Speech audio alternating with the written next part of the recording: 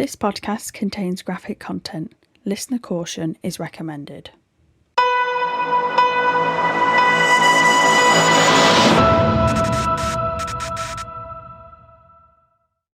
Hello, welcome to Choosing the Bear, a true crime podcast where we present, explain and discuss a range of different crimes.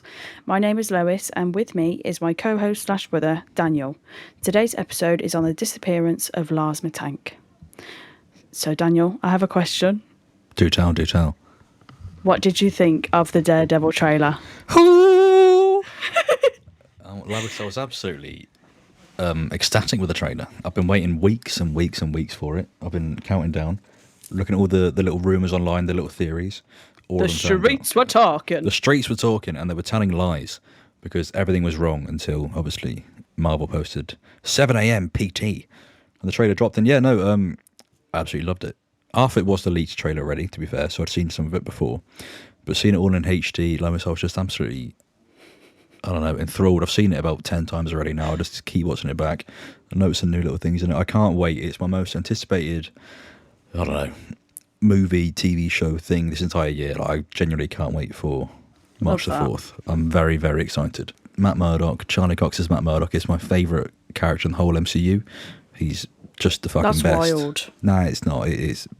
No, not saying like, oh my God, why do you think that? But like, I can't believe that he is like your favourite. Why? I don't know, really. Weird. No. Daredevil's my favourite MCU character. I think he's so fucking interesting, so cool. MCU, the Marvel Cinematic Universe. And so Born Again looks sick, I think. They've got everyone back. I'm scared about what they're going to do with some people. I feel like some of them might be just like, we're back, and then they're going to kill them. And then they're not actually in it anymore, which would be really shit. Why are you smiling? Because I'm literally itching and burning to say my favourite cinematic universe is the WAG one, which is the Wallace and Gromit. The WAG CU. Yeah. Yeah, no, I mean, I don't know why you only found that out on Christmas Day, but a strong favourite of yours apparently then. Yeah, I love the WAG CU. It's a bit of a banger. It's a fun time. I had someone else to say, but I can't remember what. Okay, cool. Have you got anything else to discuss? I literally said like, oh my God, I feel like this intro is going to be quite big because I've got a lot to say. I've got nothing really, just besides the fact I listened to the Wicked soundtrack again earlier on my way back from my haircut. And my God, it's good. It's a very good soundtrack. I enjoy 80% of the songs on that. I still cry every time I listen to Defying Gravity. Yeah, no, I got a bit teary earlier. It's oh God, I just can't. It's like so I'll be driving back from work and I'll say to my boyfriend like, oh God, I've gone, and I'll literally just have streams coming down my eyes on the M6. Real dangerous driving that is. But yeah, I've got nothing else to add really besides that. I actually get emotional to quite a lot of songs. Another example is You'll Always Find Your Way Back Home by Hannah Montana. Yeah. Sometimes Is This the Way to Amarillo?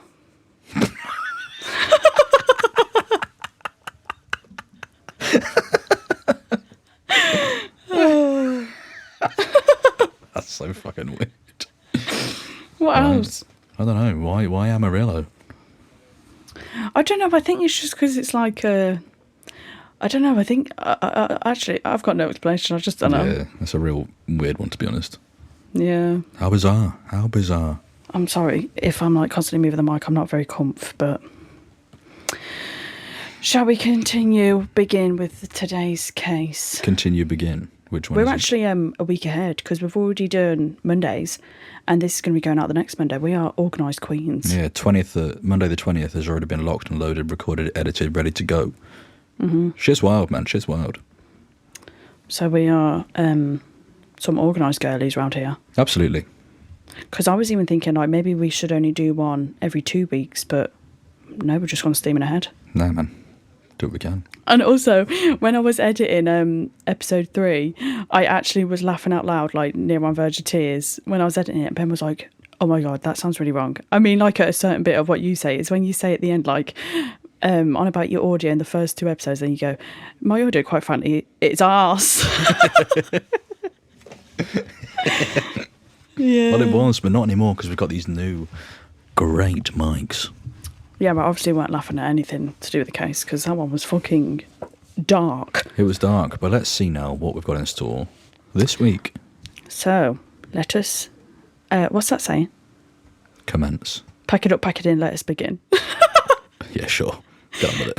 Bit of a different contrast. Anywho, the person we will be discussing today is from Germany, and I am not from Germany, nor do I speak German, so the pronunciations may be a bit skew-whiff, but I will try my best. Yeah.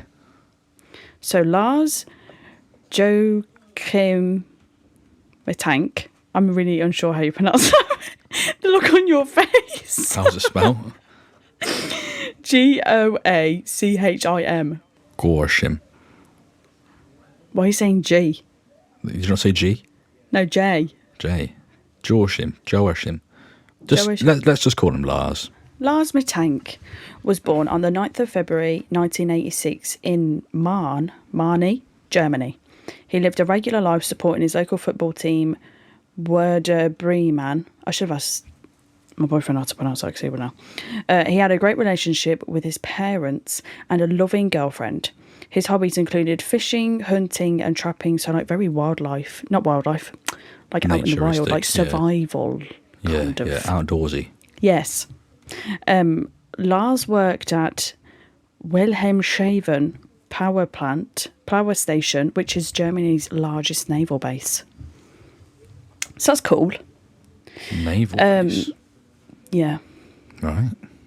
On the 30th of June 2014, Lars travelled to Varna, Bulgaria for a week-long holiday with 5 of his high school pals. The group booked a stay at the Viva Club Hotel on the Golden Sands Resort. I've never been to Bulgaria. No, if I'm honest, travelled far. I have. I mean, I don't really know where it is. I know it's in Europe, but yeah, that's about as far as it goes. Yeah, me too. Not a clue. No idea. But it's nice. Golden Sands is increasing in popularity as it's being described as the Bulgarian equivalent to the party island Ibiza. Beefs. During their holiday, Lars and his friends were spending their days at the pool, the beach, clubbing, and also watching the FIFA World Cup.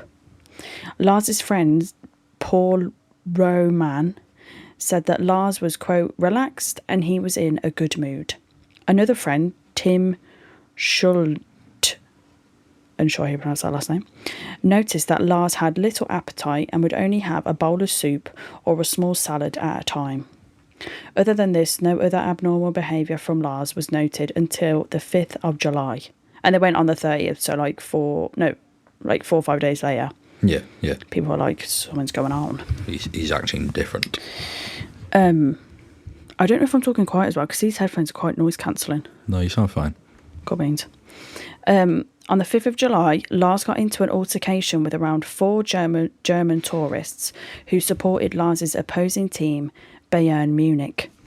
Lars left the bar and his friends said that they didn't see him again until the next morning. When he returned, he told his friends he had been beaten up and he was suffering from an injured jaw and a ruptured eardrum. Christ. Lars told his friends he suspected the 4 men from the bar hired other people to attack him. So like he gets into beef with these German tourists who support his opposing team. Yeah, is it just like a football hooligan sort of brawl thing?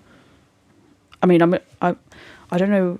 I'm unsure if it was like hooligans. Well, no, yeah, hooligan might be the wrong word then, but like in terms of, when people go to football. Just like football beef. But they weren't like going to a football match. Obviously, it was like FIFA World Cup. The 4 German tourists supported Lars's opposing team. Yeah. And then Lars thought, oh, well, what if them, who I had beef with, has hired other people to come and beat me up? So was he paranoid? Well, the sounds of it. That does come into play. Okay. Lars told his friends that he suspected the 4 men from the bar hired other people to attack him. After going to see a doctor for his injuries, Lars was prescribed cefprozil, an antibiotic to prevent his wounds from becoming infected. Remember that, ASMR. Thank you. Due to his eardrum, the doctor who treated Lars advised him not to fly home the next day, which was the 7th of July. Lars's friend, because obviously an eardrum can pop on a plane with the pressure. I remember that's how I got. I didn't have like a ruptured eardrum, but I went on a plane once. Someone was up my ears, and I got vertigo. And on the plane on the way back, I literally felt like I was on a capsizing ferry the whole time. So that was horrific. So obviously it's very dangerous if he were to travel Yeah. with that. Yeah. Lars's friends wanted to extend their trip to be able to stay with Lars and not leave him alone, but Lars insisted that he would be fine, and his friends flew back on the 7th of July. His friends insisted that he would be fine. No, but Lars insisted he would be fine. Oh, sorry, okay. His friends were like, so his friends flew back. Right, okay. Due to it being peak season, Lars struggled to find accommodation in the same area him and his friends had once stayed. Lars eventually checked himself into Hotel Colour, which is a cheap hotel and was in an unfamiliar area. Once he checked in, he called his mum, Sandra, telling her to block his credit card as he thought it had been copied and was used to check into a new hotel. So I think, like, you know when like you get to a hotel and you have to hand over like your passport or your ID and then like your credit card. I think he was paranoid that when he handed it over, he was paranoid or thinking that they had copied it. The staff took his details and done what they wanted with them. So he called his mum and said, block that card. Right. And then throughout that night, Sandra and Lars regularly called and texted. Sandra said that on one call, Lars appeared to be worried and paranoid, thinking he was being followed and watched by 4 men. He was also asking his mum about the medication he'd been prescribed. On some of the phone calls, Lars was whispering to Sandra, afraid somebody would overhear his conversations. Lars's behaviour was also captured on the hotel's CCTV, pacing up and down the halls, looking out of windows and hiding in a lift or elevator. The CCTV also captured Lars leaving the hotel at around 1 a.m. and returning 1 hour later. God.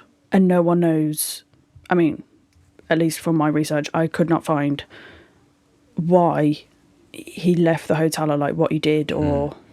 The sudden paranoia really is out of the blue, like going for the fight. Yeah, fine, but then suddenly you're thinking, oh God, what if they've hired more hitmen? What if my card has now been... forged? Copied. Hijacked, I was going to say. Oh no. Maybe. But yeah, that's so... Cloned. Cloned. There you go, yeah, that's a good word. The next day, July 8th, Lars decided to try and fly back home to Germany despite being told to wait by the doctor. Sandra booked him a flight for that afternoon as well as a bus ticket if he told he wasn't fit to fly. Sandra also sent him €500, but he never withdrew it. Oops, I'm sorry if you heard that. I just bashed my elbow off the drawers. Lars arrived at Varna Airport with a backpack and a travel bag. He had an assessment with Kosta Kostov, the airport physician, to see if he was fit to fly. Despite being given the all clear, Lars appeared to be on edge and asked the physician about the medication he'd been prescribed. The airport was having construction work done at the time, and a construction worker accidentally entered the examination room. And this is when shit gets wild. Accidentally entered the room? Yeah, I know, it's a bit like... What are you doing? Stick to your name, guy. Lars mumbled, quote, "I don't want to die here. I have to get out of here."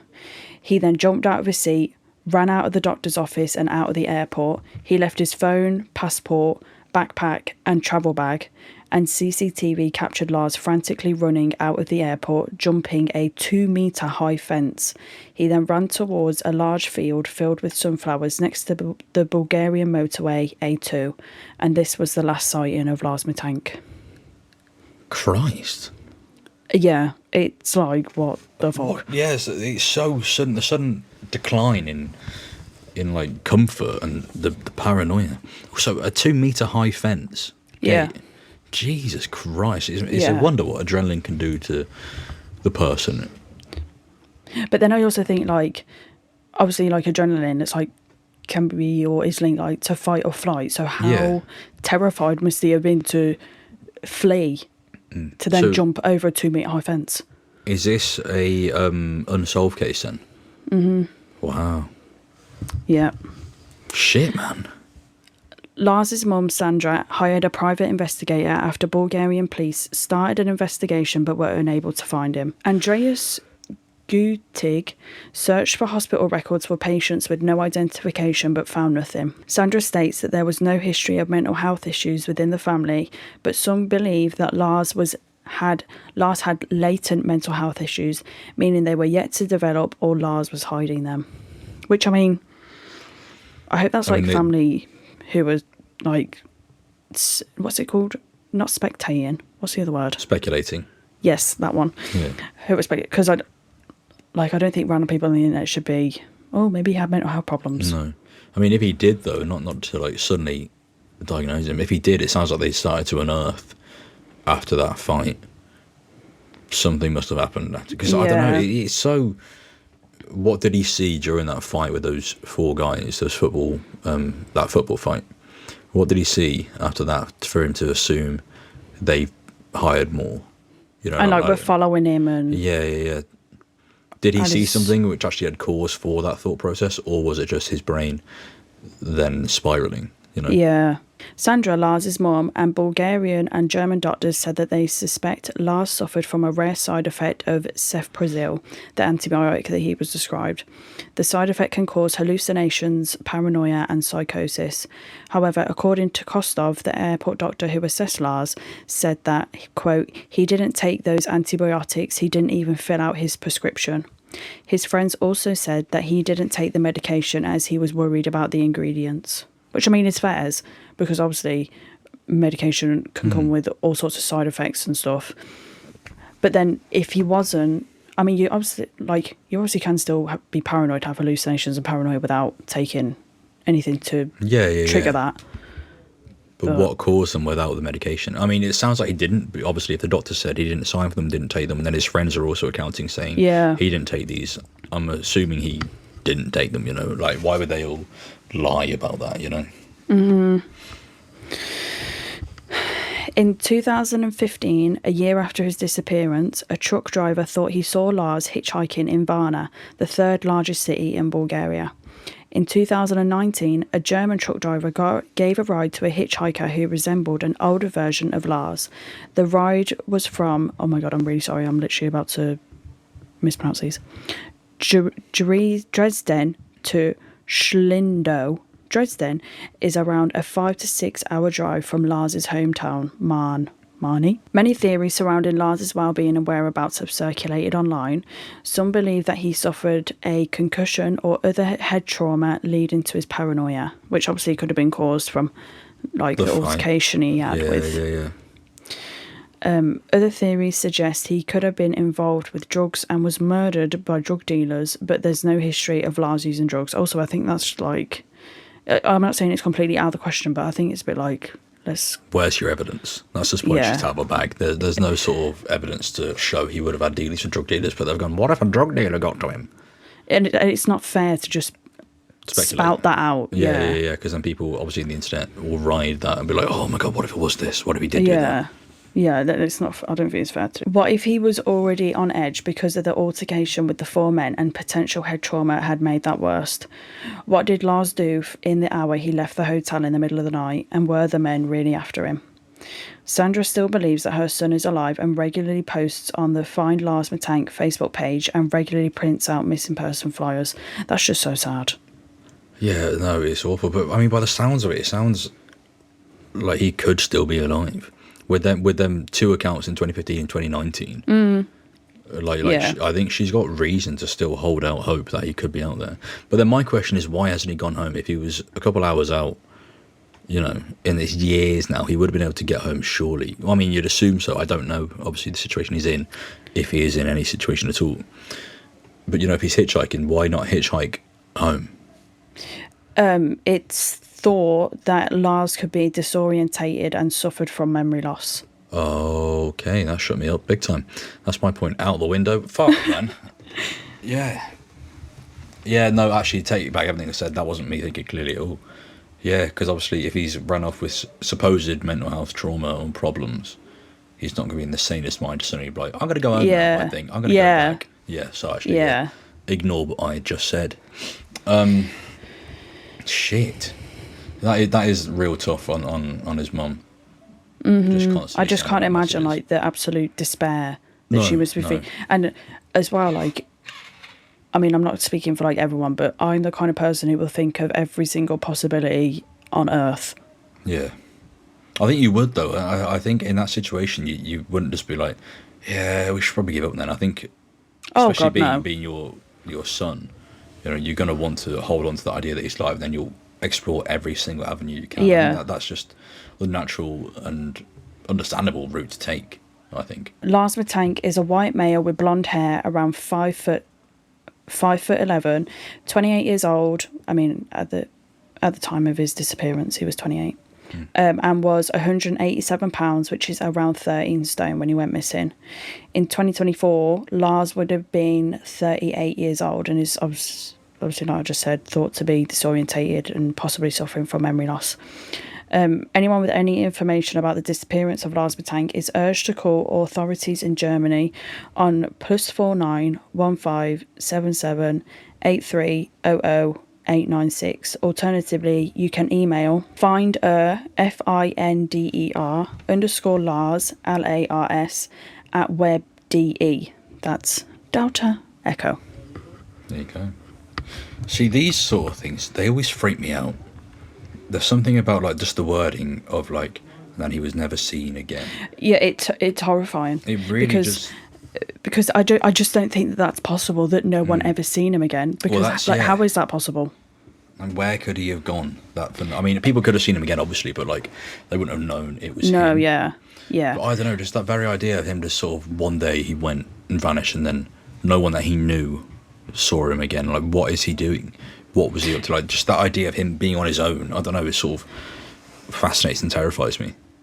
And then, I don't know if you remember from the start, I said that like he had experience with like, or hobbies of like fishing and outdoorsy, like kind of like survivalist skills. So, I mean, that just has another like layer of possibility because he's already experienced in that. Yeah, he's got the skills to survive out there if he needs to. Yeah, but I mean, it's 11 years this year that he would have been missing. God, what a sad one this is. Because this one, it's not like, oh God, he deserved that, you know, like the horrible criminals that are in jail who deserve to be there.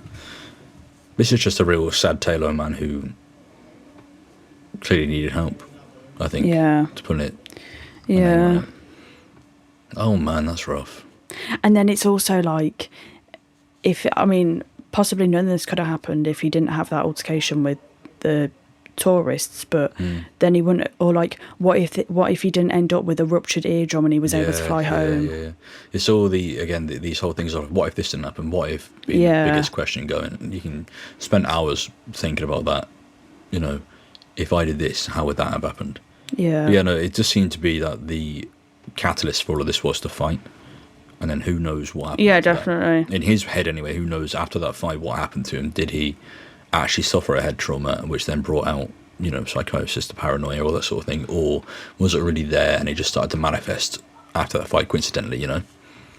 I mean, but his friends did say that, like, I think it was two of them noticed that he didn't have, like, they didn't say much of an appetite, but like broadly speaking, much of an appetite. But soup and stuff, yeah. But then it's also like, could that be something that you look back on and then you overanalyze? Or absolutely, I would 100% be like, he wasn't eating. I should have, you know, asked him, is he okay? I should have let into this more, checked in a bit more with what this could have been, because if I did that, maybe he wouldn't have vanished, you know. That's definitely something that would get the mind boggling. Again, it's the what if I did that. God. Yeah, it's horrible. Yeah.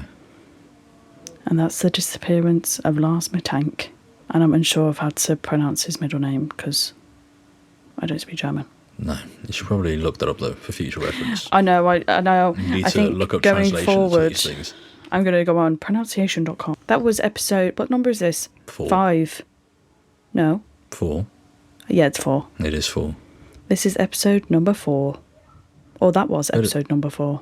This has been, and this was, and always will be, episode 4. Bit of a short one today. Bit of a short one, but hey. Variety is the spice of life, as they say. You can go and listen to the other ones, and then your listening will be fulfilled. It will. Episode 3 is where the quality gets good again, because episode 1 and 2 just... Yeah, I know. Sorry. I do apologise in advance, but, you know, going forward, we'll have good quality. We're starting out. We're learning how to do this podcast thing, and I think we're getting there. It's all working out well. And today, we didn't have to mess around with, like, troubleshooting, so that saved us a whole nice bunch of time. Did a quick test, it worked, and off we went. And then obviously we had to restart because we had to change a quick setting. So, but you know, like, I can just edit what you originally said in. I just thought about that, so I didn't have to ask you that question again. Yeah, no, you could have done, yeah. So I guess we'll find out when the episode airs which one. I'll try and do the OG one, because then you get the authentic reaction. The originality. Of course. Is this still part of the episode? Is this, yeah? Yeah. Yeah, sick. Yeah. Just a little bit of waffle now, just to pad the time, I guess. I mean, I haven't got anything else to say. No, I think I'm done actually, yeah. And we need to think of an outro. But for now... See you later. Bye. Oh my God, that was so loud. Sorry, hang on, wait, I'll do it again. See you later. Bye-bye. Ta-da, bye, bye, bye. Stop doing that.